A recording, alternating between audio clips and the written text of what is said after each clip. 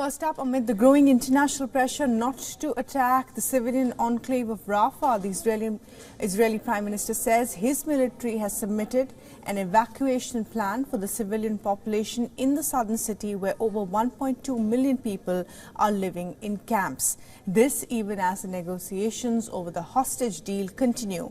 Now, as per America's National Security Advisor Jake Sullivan, the Paris talks on a hostage deal have been productive so far.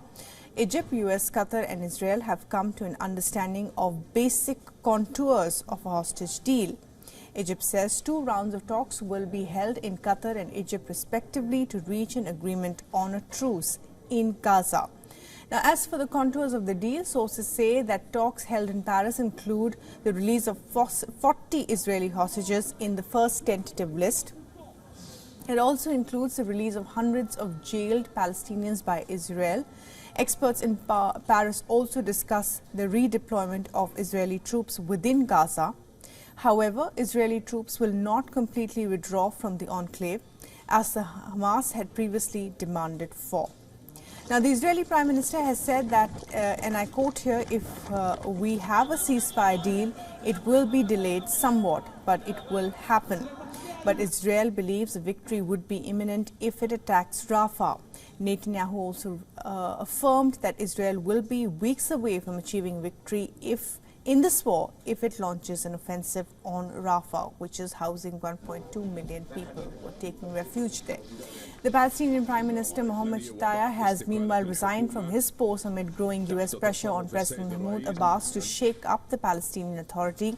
This indicates efforts to work on a political structure to govern the enclave after the war.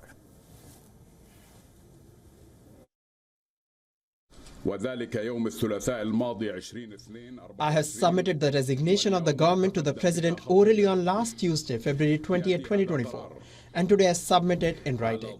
This decision comes based on the political, security and economic developments that are related to the offensive on our people in Gaza and the unprecedented escalation in the West Bank and Jerusalem, and to what our people and Palestinian cause are facing.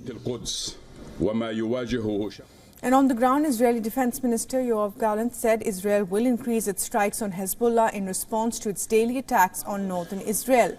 Currently, Israel has mounted airstrike west of the Lebanese city of Baalbek.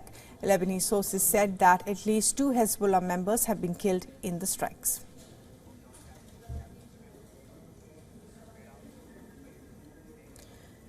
And for the very latest on this, our correspondent Jodi Cohen has sent us this report. We asked her about the planned operations in Rafah and the evacuation plan presented to the War Cabinet. So on Sunday evening, the Israel Defense Forces presented their plan to the War Cabinet. This is to evacuate civilians from the fighting zones ahead of the planned counter-offensive in Rafah. Now, Israel says the final 25% of Hamas battalions are hiding there. Rafah's also, we know, where much of the aid enters into Gaza, so the plan reportedly also covers getting aid to civilians. Israel says that it's carrying out 4-hour pauses in the fighting to help civilians evacuate, and the plans have been drawn up in dialogue with American and Egyptian partners. Now, Prime Minister Netanyahu has said that Israel will launch the operation in Rafah by Ramadan if a hostage release deal is not reached. He's also said that a deal would delay the operation, but that it needs to happen ultimately to defeat Hamas. Now, War Cabinet Minister Benny Gantz has said that to those saying that the price is too high, Hamas has a choice and they can surrender. For all the latest news, download the WION app and subscribe to our YouTube channel.